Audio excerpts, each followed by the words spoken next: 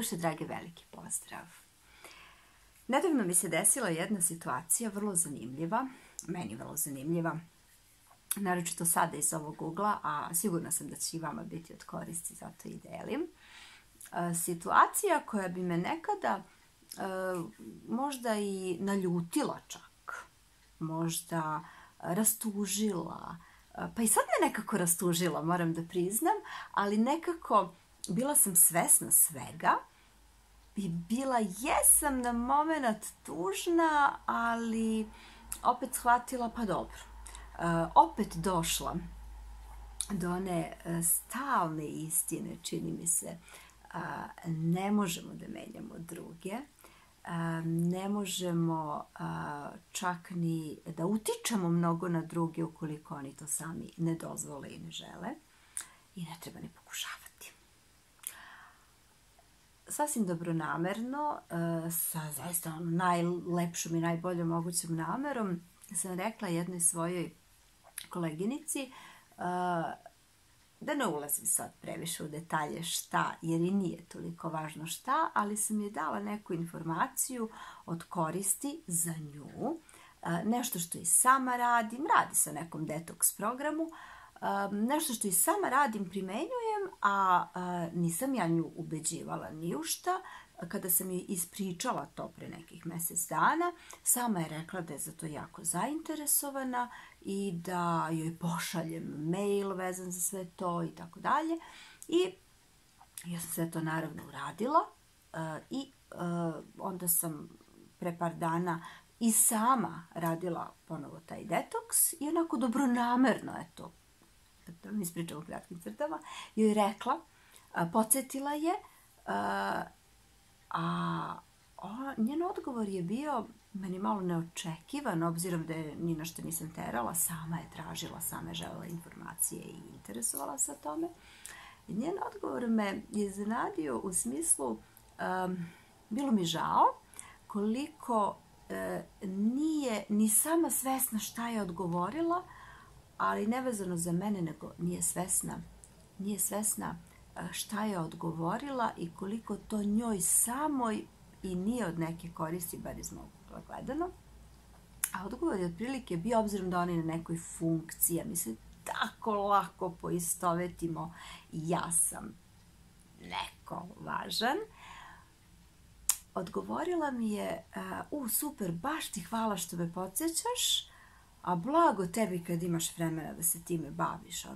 Ja s toliko važnim stvarima bavim i toliko mi je sad stvari u glavi. Hvala ti svakako, ali baš ti zavidim da imaš vremena time da se baviš. Nemam ja vremena za takve tričarije. Kako je meni bilo žao u tom momentu. Opet kažem, pre nekog vremena, pre par godina bi me to možda i uvredilo i povredilo. Ovog puta mi je bilo žao, ali bilo mi je žao u smislu, Bože dragi, pa ja sam srećna što imam vremena za takve stvari. Ja sam presrećna što imam vremena za sebe. Sam tako srećna što sam došla do te situacije, do te faze da sama sebi budem mnogo važna. Da mi bude mnogo važno kako se osjećam, šta ja želim. Toliko mi je bilo važno šta neko drugi želi ranije. Toliko mi je bilo važno šta neko drugi misli o meni, šta će neko drugi reći i tako dalje i tako dalje. I toliko sam srećna, srećna što imam vremena za sebe, što imam vremena da se bavim sobom i što imam vremena da radim stvari koje me vesele i koje mi čine dobro. Iz mog ugla gledanja čine dobro. Istovremeno sam stvarno bila tako tužna da neko izgovori tako nešto potpuno bez svesti šta je rekao. U smislu, pa čekaj, a za koga ti to imaš vremena? I čime i kime se ti to važno baviš ako nemaš vremena za sebe?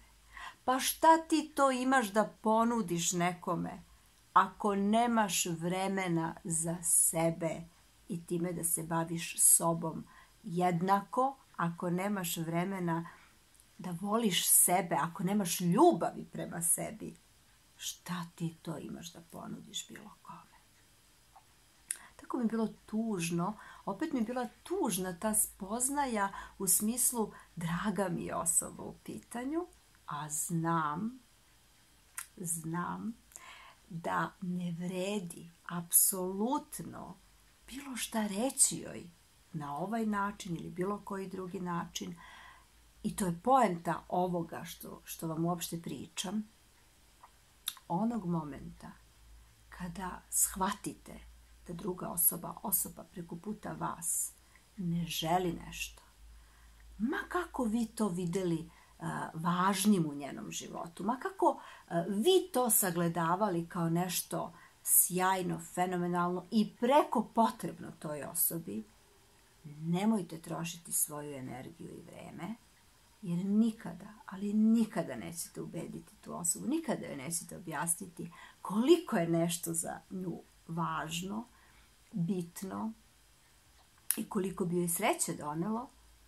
Nikada joj to nećete objasniti ukoliko to ona sama ne poželi da joj objasnite i ne poželi da proba, bavi se time šta god. Zapravo je poenta svega ovoga što vam sada pričam to.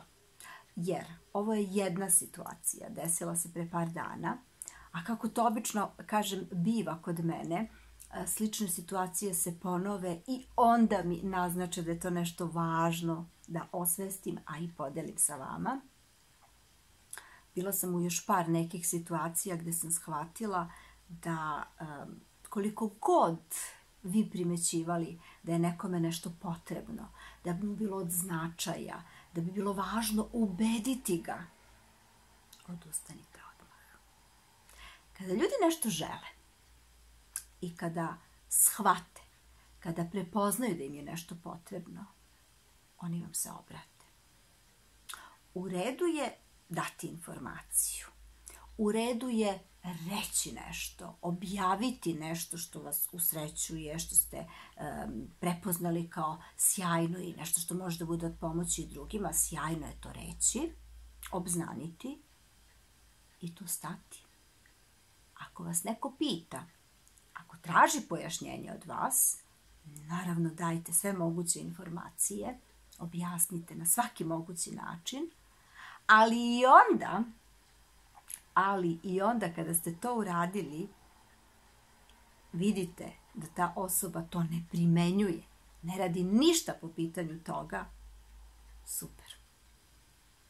Samo se zahvalite što uopšte imate priliku da osvestite koliko ste srećni, koliko ste blagosloveni, koliko vam je fenomenalno u životu, jer ste pronašli vremena za sebe, jer imate vremena za sebe, a onda imate vremena i da primetite druge osobe koje postoje u vašem životu i kojima bi možda bila potrebna pomoć. Dali ste im informaciju, sve ono što je bilo do vas, i to je sjajno, ali tu stanite. Tu stanite, jer osim toga što nekome date informaciju, pomognete na taj način, objasnite šta god, ne možete živjeti tuđe živote.